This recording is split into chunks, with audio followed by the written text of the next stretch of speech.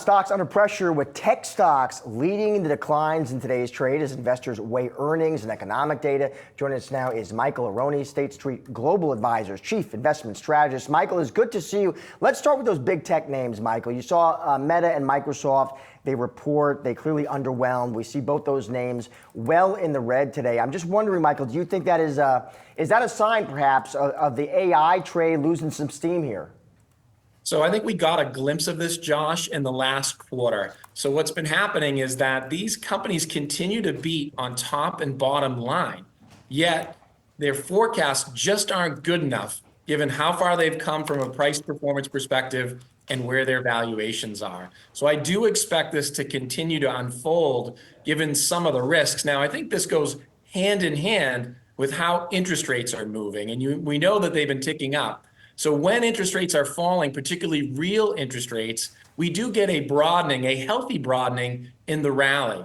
But that's been a little bit absent here this month as rates have kind of risen and not fallen. So we're going to need rates to fall a little bit to see an improvement on breadth and get us some relief from some of the disappointment in the tech earnings. So given that, Michael, since we don't know where rates are going to be heading in the future, they could hover higher for longer, along with the fact that we're seeing this sell-off today.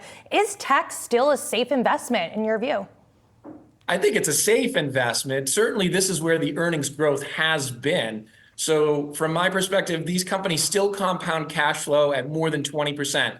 Given their size and scope, that's amazing. They have great businesses, pristine balance sheets, low debt to equity. These are companies you want to own. The real question is where do you want to add? And from my perspective, we continue to encourage folks to think beyond the mega cap stocks, beyond just the Mag 7, particularly as we anticipate that the earnings growth gap between technology and the Mag 7 and everything else will narrow. And as it narrows, we think there are better opportunities in places like financials, for example.